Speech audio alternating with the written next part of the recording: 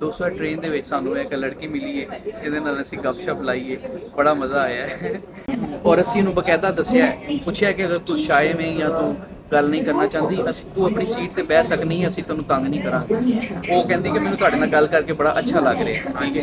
ਹੁਣ ਇਹ ਆਪੇ ਹੀ ਸਾਡੇ ਨਾਲ ਬੈਠੀ ਹੈ, ਬਿਲਕੁਲ ਅਸੀਂ ਬੈਠੇ ਹਾਂ ਤੇ ਉਹ ਨਾਲ ਬੈਠੀ ਹੈ। ਅੱਗੇ ਅਸੀਂ ਉੱਥੇ ਖੜੇ ਸਾਂ, ਉੱਥੇ ਅਸੀਂ ਘੰਟਾ ਪੂਰਾ ਖੜੇ ਰਹੇ ਹਾਂ, ਗੱਪਸ਼ਪ ਲਾਉਂਦੇ ਰਹੇ ਹਾਂ, ਤੇ ਇਹ ਸਾਡੇ ਨਾਲ ਖੜੀ ਰਹੀ ਹੈ। ਉਸਨੇ ਬੜਾ ਇੰਟਰਸਟ ਲਿਆ ਹੈ ਸਾਡੇ ਐਜ਼ ਅ ਪਾਕਿਸਤਾਨੀ ਅਸੀਂ ਇਹਨਾਂ ਨੂੰ ਇੱਕ ਅੱਛਾ ਇੰਪ੍ਰੈਸ਼ਨ ਦਿੱਤਾ ਹੈ। ਭਾਈ ਸਾਡੇ ਤੋਂ ਵੈਸੇ ਵੀ ਬਹੁਤ ਛੋਟੀ ਹੈ, 24 ਸਾਲ ਦੀ ਕੁੜੀ ਹੈ, ਠੀਕ ਹੈ, ਲੇਕਿਨ ਉਹਨੂੰ ਪਾਕਿਸਤਾਨ 'ਚ ਇੰਟਰਸਟ ਸੀ, ਉਹਨੂੰ ਇੱਕ ਅੱਛਾ ਇੰਪ੍ਰੈਸ਼ਨ ਦਿੱਤਾ ਹੈ, ਅੱਛਾ ਇੰਪ੍ਰੈਸ਼ਨ ਲੈ ਕੇ ਜਾ ਰਹੀ ਹੈ।